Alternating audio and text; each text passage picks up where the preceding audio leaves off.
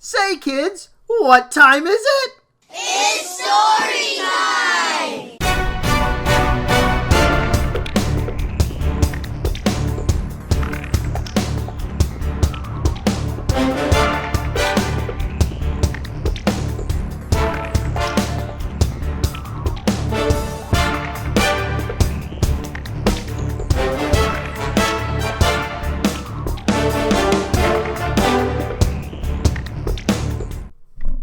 Hello and welcome to the next reading of Jason and the Chrononauts, the Chronicle of Stone. So we will go ahead and pick right up where we left off. Got my bookmark.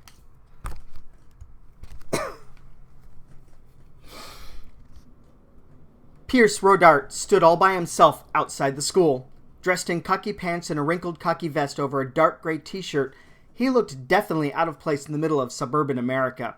He watched the school through what looked like a thermal night vision scope held to his eye.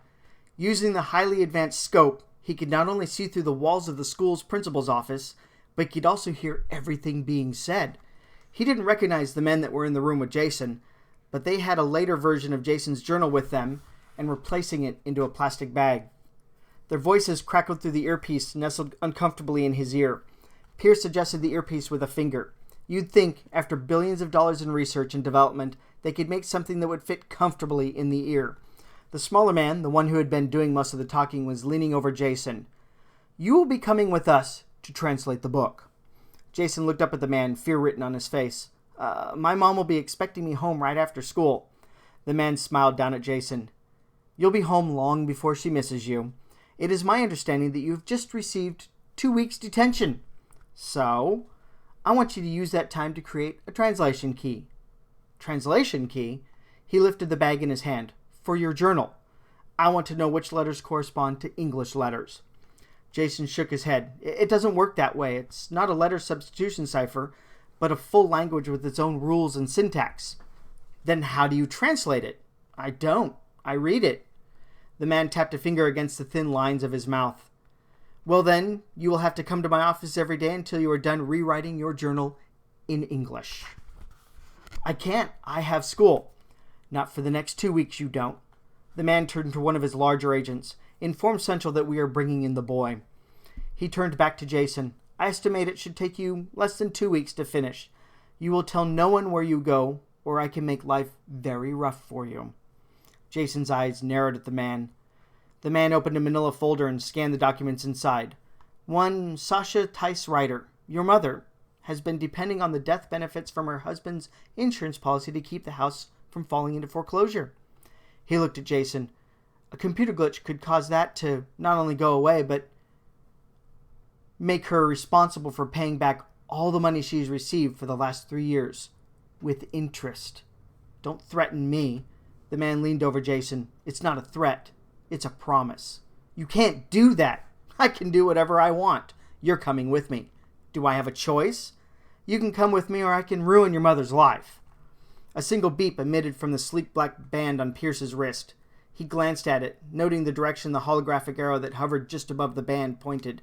He looked toward the other side of the school and saw 2 elderly men dressed in gardener uniforms step out from behind the bushes that lined the side of the gymnasium. He held up the scope and peered at the 2 gardeners. His scope was able to see through the flawless holographic projections and showed the men as they really were. With the technological assistance provided by his scope, Pierce didn't see old guys dressed in shabby coveralls, but instead 2 warriors in peak physical condition encased in full-body battle armor. The leaf blowers they carried were actually plasma rifles. The emblems on their shoulder patches were unmistakable, even at this distance. This mission was getting more complicated by the second. He thought he had more time, but the sudden appearance of the Valkyries meant that the architects were closing in on Jason as well. If they got to him first, the world Pierce had known, the world he'd grown up in as a child, would cease to exist. Pierce sighed audibly. Before he could save Jason from the 3 men in the room, he would have to deal with these new intruders. He swung his scope back to the principal's office. The men were leading Jason out of the room. He adjusted the scope, his view extended like a magical X-ray through more buildings, walls, and classrooms, until he saw the black Chevy Suburban idling in the parking lot at the front of the school. They were planning to take Jason away in a ground vehicle. It didn't matter. When he had handed Jason his journal earlier that morning, Pierce had taken the opportunity to plant a micro-tracker on Jason's jacket. He would be able to find Jason no matter where the men took him. He swung the scope back around until he found the gardeners again. They were heading across the field toward the front of the school. They were going to take Jason in public, right from the men who were currently leading him down the front steps. Pierce had noted the crude projectile weapons held secretly in holsters inside the men's coats. They would be useless against the Valkyrie battle armor. If someone was going to stop the soldiers from taking Jason from the three men, it would have to be him. He hadn't been prepared to reveal himself this soon, but as the gardeners stepped into the far side of the parking lot from the SUV at the same time the men were helping Jason to the back of the vehicle, he didn't have much of a choice. The Valkyries were getting closer, and he had to act quickly if he had any hope of saving Jason. He placed the scope into the large box at his feet and removed a small device that looked like a sleek hairdryer. He pressed a lit button on the side of the box and shrunk it to the size of a single board game die. He picked up the tiny cube and stuck it in a pocket while checking the energy levels on the device in his hand. It was important, if you were about to get into a plasma blaster flight, to have one of your own.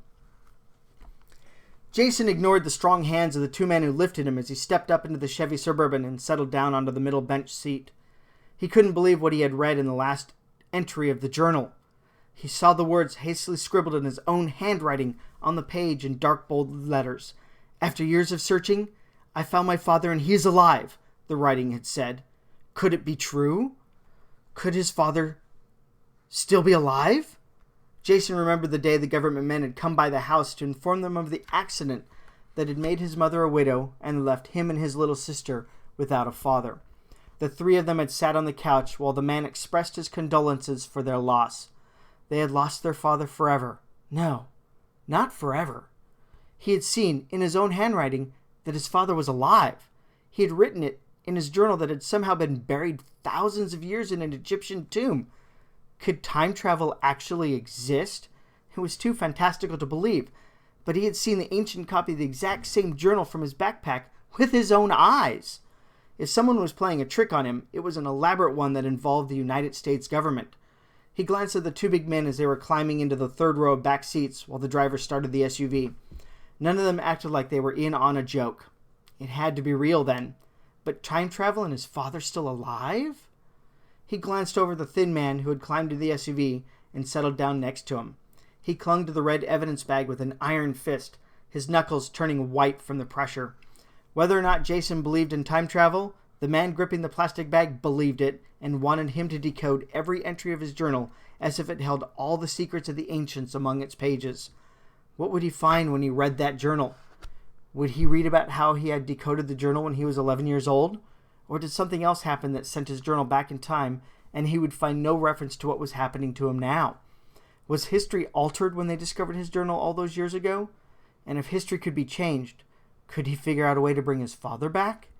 He shook his head to clear the thoughts that suddenly crowded his consciousness. What was he doing? He still had no idea if the journal was real or some part of some elaborate hoax.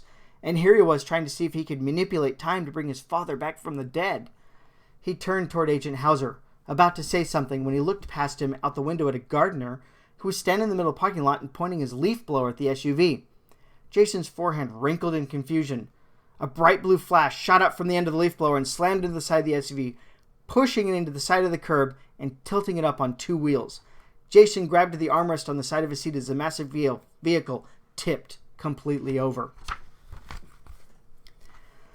Pierce dropped to one knee and sighted down the barrel of his own plasma blaster at the gardener. He pulled the trigger and a bright blue plasma ball of energy shot out from the end of his blaster and impacted with the gardener, freezing him instantly.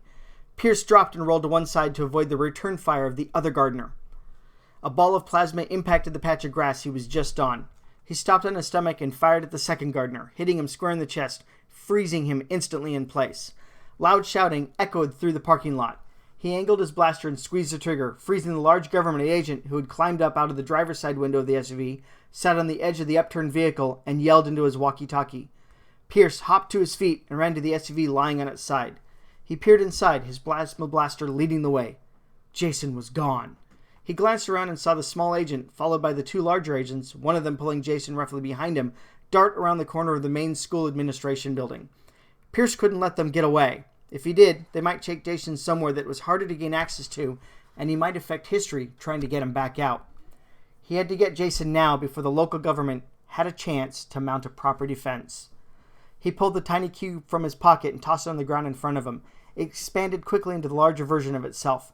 He liberated the 2 leaf blowers from the gardeners and placed them inside his box before shrinking it back down and pocketing it. He looked thoughtfully at the Valkyrie battlesuits.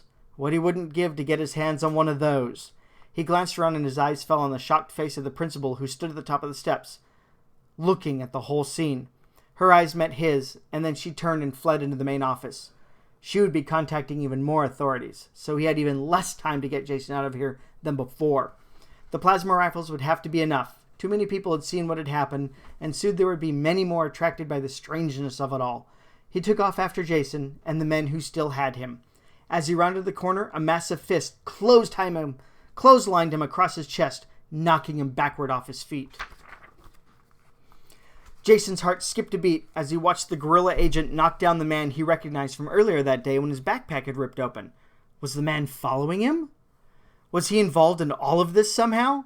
Hauser had grabbed Jason by the collar of his jacket so he couldn't run away. He pointed to the corner of the building and barked orders to his 2 agents. Take care of him, and don't let anyone else follow us. Am I clear?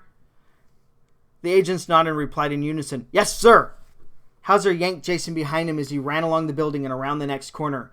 He hit speed dial with a thumb and stuck the cell phone to his ear. This is Hauser. I have the package but have met with resistance. All agents are down. Need immediate evac for 2. He silently listened to the response on his phone before nodding his head and throwing it away. He twisted his hand in Jason's collar, getting a tighter grip and nearly choking him. He looked left and right before running again down the next hallway, pulling Jason after him.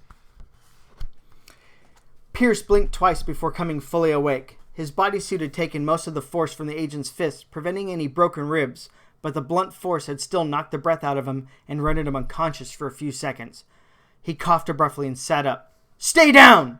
He focused on the 2 large agents who stood near him, cracking their knuckles in anticipation for him to stand up despite their warning. He glanced around him, but his blaster had slid across the hallway out of reach. The left agent's eyes flickered toward the blaster lying on the ground and then quickly back to him. The agent growled with an evil smile. Go ahead. Try it. The air carried the distant sounds of sirens. The local agencies had been notified about the rolled SUV in the parking lot and the strange events at the school. He couldn't let himself be captured. He would be unable to explain many of the items in his possession in terms that could be understood by the people of this time. He started to stand up, both agents crouching slightly and readying for battle. Pierce looked at them. You don't want to stop me. The agent on his left, the talkative one since the other one had never said a word, replied, Then stay down. I have to go. We will keep you here. An angry yell drew both their attention away from each other as the 3rd Valkyrie, also looking like an elderly gardener, tackled the agent to the ground, slamming him into the wall and knocking him out cold. Pierce took his chance while the Valkyrie was still tangled up with the one agent, and the other agent was moving in to help his partner to roll around the corner and out of sight. How had he missed the 3rd Valkyrie? They always traveled in 3s. He had been too focused on the local authorities and had not been paying enough attention. He hopped to his feet and ran as fast as he could. It didn't matter that he had no idea which way he was headed. He could find Jason later with the tracker, as long as Jason and his jacket stayed together. What was important now was getting away from the Valkyries. As much as he didn't want to get caught by the local authorities, getting caught by the Valkyries would be much worse. He rounded the corner and skidded to a halt when another voice shouted at him, Freeze! He looked at the flashing red and blue lights on top of the local law enforcement vehicle and then at the 2 policemen pointing their weapons at him. Suddenly, the wind picked up, throwing dust and light debris into the air. The police turned away from Pierce for the moment as the rotor wash from the helicopter hovering over the school kicked up even more dust in their eyes.